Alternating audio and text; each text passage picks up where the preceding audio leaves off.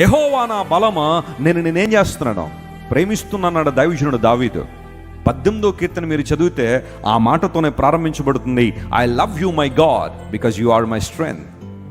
నీవు నా బలమై ఉన్నావు గనుక నేను నిన్ను ప్రేమిస్తున్నాను ప్రభు అనే మాట దావీదు గారు రాశారు. దావీదు జీవితాన్ని పరిశీలన చేస్తే దేవుని బలాన్ని, ఆయన శక్తిని సంపూర్ణంగా ఎరిగినవాడు, సంపూర్ణంగా తన జీవితానికి అన్వయించుకున్నవాడు దావీదు. We know the history behind Goliath in the Bible. గొల్లియాతును చూడడం, అమ్మ మన వల్ల కాదులే అని వెనక తప్పుకోవడం. కానీ వన్ ఫైన్ డే ఎవరు వచ్చారు?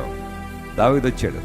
వచ్చి అన్నాడు, ఏంటన్నా సమస్య అన్నాడు. అదిగో వాడు 40 రోజులు సవాల్ చేసేతనంటే ఈరోజు ఆడి పని అయిపోయింది అన్నాడు.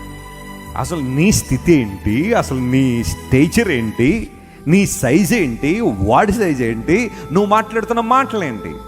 బహుశా మీరు నన్ను పిచ్చోళ్ళు అనుకోవచ్చు, లేదా నేను ఏదో తెలియకుండా మాట్లాడుతున్నానేమో, కానీ మీరందరూ గొల్లియాతునే చూస్తున్నారు అన్నయ్య, కానీ నేను వాడి వెనకాల ఉన్న దేవుణ్ణి చూస్తున్నాను అన్నాడు. దేవుడు నా మనస్తోత్రం కలుగును గాక. గొల్లియాతును జయించడానికి దావీదులో ఉన్నది ఏంటి అంటే శారీరక బలం కాదు, ఆత్మబలం ఉంది, మానసికమైన బలం ఉంది.